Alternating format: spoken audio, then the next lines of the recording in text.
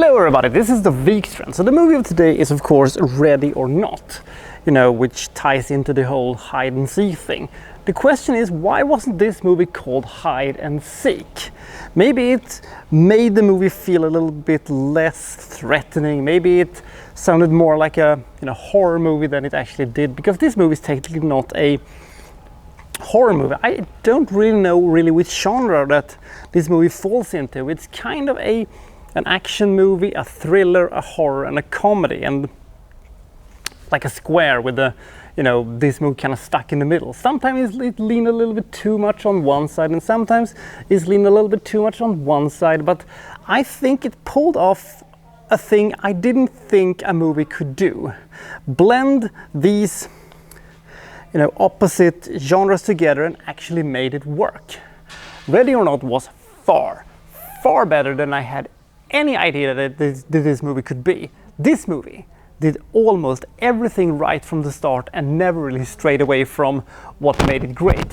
What's this movie about, you ask, and why is it so great? Let's find out, shall we? This is Ready or Not.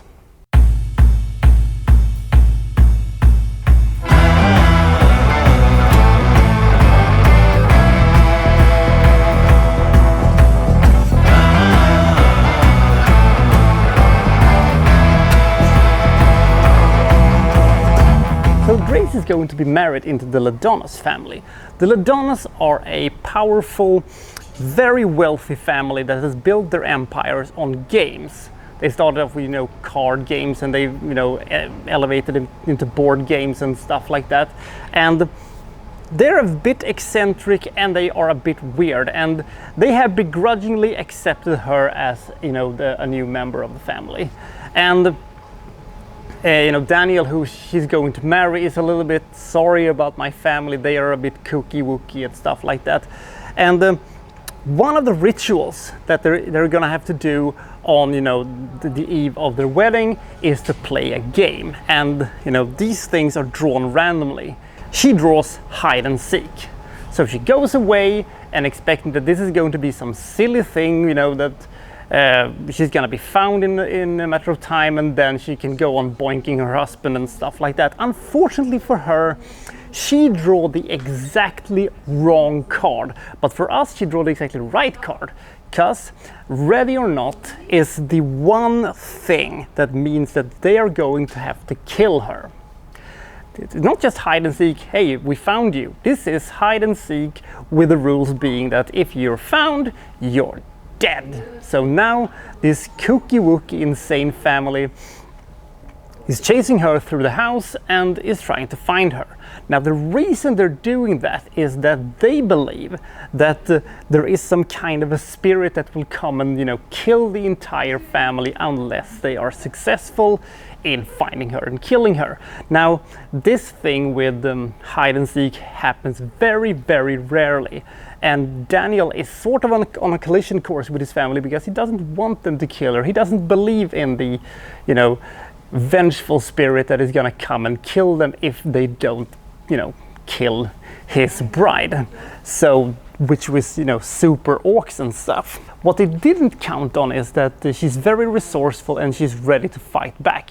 So is she going to be able to flee this mansion of insanity, or is she gonna be killed, or is the ghost of board games past going to come up and kill every one of these lunatic idiots?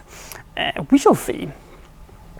This movie is a little bit like an inverted home invasion movie, because she is basically in a house she doesn't know that much about, trying to get out. They have all the advantages, but they are also a bunch of complete lunatic idiots, as I said. The thing is that I love this movie right from the get-go. It had such a unique style to itself. It had, all these rules that they have to apply to, and I love the snappy dialogue, and I love the very violence, and there was a lot of creativity with the violence. But one thing this movie did that was so good it actually became almost too good was the Ladonis themselves, because the family is just so much fun. They're so colorful. They have these, these lunatic things they're doing, and they're causing accidents, and they were so entertaining and they were so much fun that Grace becomes kind of an afterthought despite her being, you know, the main character. Grace is just a woman who wants to survive, which makes, you know, her pretty uninteresting.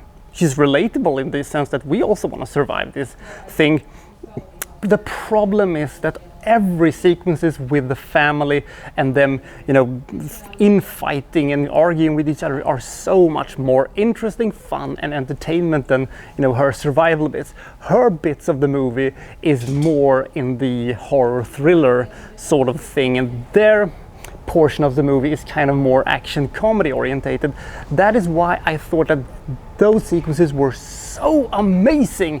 Hers were good. It's a very fast-paced movie. It is very, very smart. It's very, very nicely made. I love the soundtrack. I love the choices of music that they do. And one thing I really liked was how they used the rules to make this movie so interesting and so fascinating. This movie kind of stumbled a little bit in the beginning of the third act, just before the ending, and I thought, I don't know where they're going with this. Also, problem with this is the fact that you're not really on Grace's side. You're sort of on the family side. This is a problem because this movie could have been almost, you know, a masterpiece if they would have made, you know, the family the main character, and she would have been sort of an and character that would have been not that important. But we need to have somebody be the, you know, normal guy in this movie, I suppose, so it had to be her. But all the sequences with the family, I absolutely love them. But as I said, the movie kind of stumbled a little bit just before the ending, and I thought to myself, they almost had it. They almost had it, I thought. But then they pulled off a Hail Mary with the ending that I thought was actually kind of amazing, because it was so unpredictable. I also like the fact that this was not a horror movie. It has the tension to itself, but it doesn't sacrifice the entertainment bit of the whole thing. I really like that too. Small little glitches here and there prevents this movie from becoming an absolute immortal classic. I love the fact how tightly this movie is. Movies doesn't need to be 2 hours and 35 minutes. Movies can be 1 hour and 35 minutes and just tear the house down. That is what this movie did. If you've never seen this movie before, I would really strongly advise you to see it, because this is one of these cases where you have an original script and a style of their own and a unique concept, and yet it didn't, you know, pull in the big numbers. I was really sad with that, but I still think that this movie deserves to be watched because it is such an entertaining, such an unpredictable, and such a fun movie. If you've already seen this movie and want to see something similar to this one, kind of, I would recommend the British horror comedy sort of You're Next that came, what, 10 years ago, that also absolutely nobody saw, but it's perhaps the greatest home invasion movie that has ever been made. If you've never seen that one, see it. If you've never seen any of those two, see both of them. But the more entertaining, more comedy-filled one is definitely this one. And Ready or Not, I was not ready for how great this movie was. Ready or Not gets 81 points. There were parts I didn't think was as strong as other parts, especially when it skewed a little bit too much towards the horror thriller part of the whole thing.